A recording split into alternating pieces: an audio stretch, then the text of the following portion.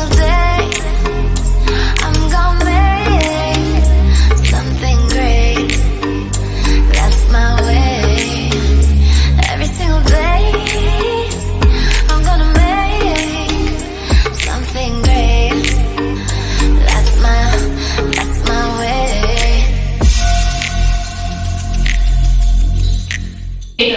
She completed her MBBS from the prestigious Andhra Medical College, Visakhapatnam. She also completed post-graduation in obstetrics and gynecology from the same institution. She holds a postgraduate diploma in nutrition and dietetics from Apollo Hospitals, Hyderabad. Currently, she is working in telemedicine, King George Hospitals, Medicover Hospitals, and Smart Cure Gynec Clinic, Kancharpalayam. She has a great concern for the well-being of women. Positive thinking and counseling skills are her assets. She independently handles antenatal outpatients. She is an expert in conducting Lamaze classes and always encourages normal deliveries. She conducts pre-conception counseling, prenatal classes and also fitness programs for women. I cordially invite Dr. Ramya Sadaram to address the gap.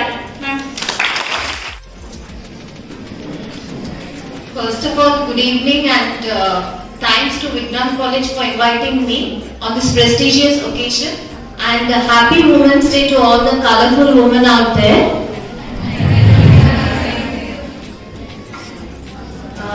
So actually my speech will be very short because I've come up from your stage. Okay, if it's a little lengthy, I know what you will do. Okay. Yes, especially the back ones who are not at all interested maybe. So good evening to all the respected professors and the huge youth which is going to be a part of the nation's pride. On the eve of Women's Day, I have been invited here to address the stage. The discrimination between men and women has led to these days like Women's Day, Mother's Day, etc. just to knock people's mind once a while, reminding them to respect women, and they owe much of equality and every human right. I believe that reality and empowerment should begin at one's own home. Women do not need other women or men to stand up for her. Her voice alone can collectively raise against injustice.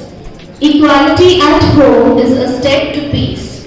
In an existing society like us, we see many parents, probably maybe your own parents, showing discrimination between a boy and a girl. They send boy child to convent and girl child to government institutions, and even a few are left without education.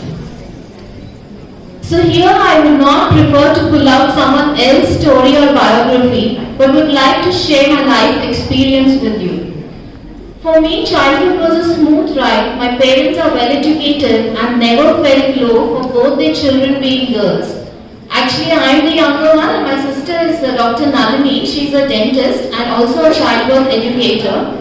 So they had a vision and dream and so always motivated us, wherein few in our peer group were deprived of their freedom of thought and restrictions have hit them at every step. But we had that freedom. So today I proudly stand before you all shining as a chief guest at a young age of 30, and this is because of my freedom to choose, study and achieve. Everyone have different goals and ambitions. We need to voice out our thoughts and dreams, ventilate our aspirations to see ourselves in those shoes. I am not born famed nor my family backed up popularity, but hard work and support from my parents made me stand here. Let all the girl children be benefited from their rights and honors. Let us make peace by respecting them and giving them equal opportunities. Let the work quality and economic status of the nation grow. So today, girl is tomorrow's woman who have varied roles to play as a homemaker, a professional and a responsible person of the society. Education is a charm and an ornament that you can't afford to miss or lose. Strive hard to reach your goals. Make your dreams come true. Enjoy life a king size because we all are worth it. You are the designer and director of your future. Never let any force rule or stop from your endeavors. So let us make this a little interesting and again Boredom must have already started.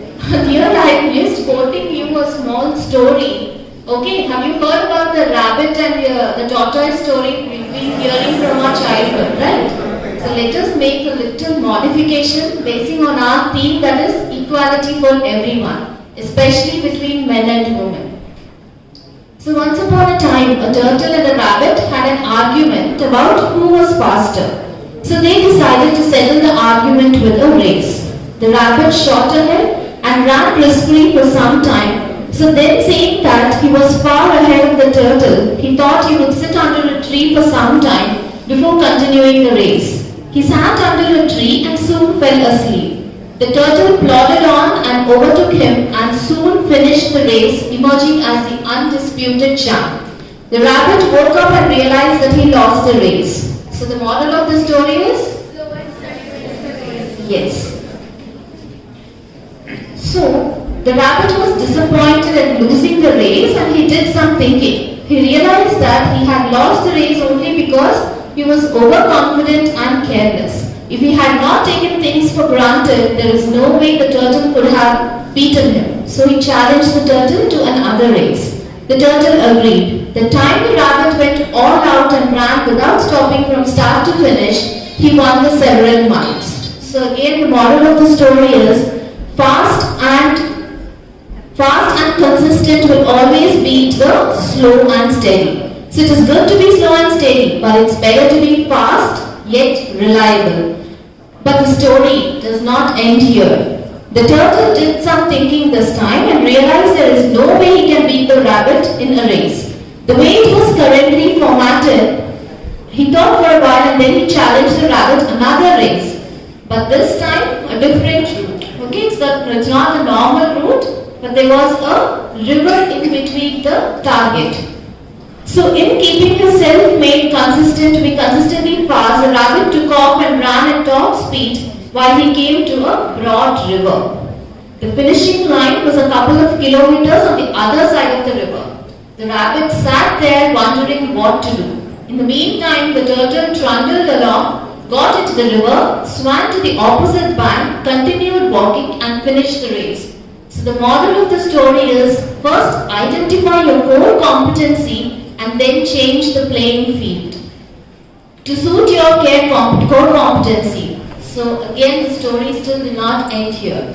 So the turtle and the rabbit by this time had become pretty good friends and they did some thinking together again. Both realized that the last race could have been much more better. So the turtle and rabbit decided to the last race again, but to run as a team this time. They started off and this time the rabbit carried the turtle till the river bank. Then the turtle took over and swam across the river with the rabbit on his back.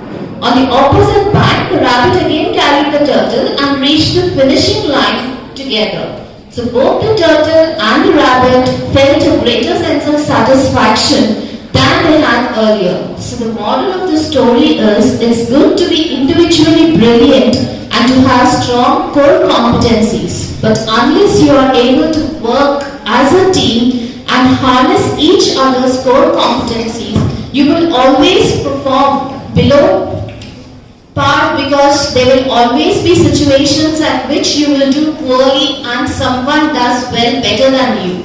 So teamwork is mainly about situational leaderships, letting the person with a relevant core competency for a teamwork and a better choice to pave the eternity of success.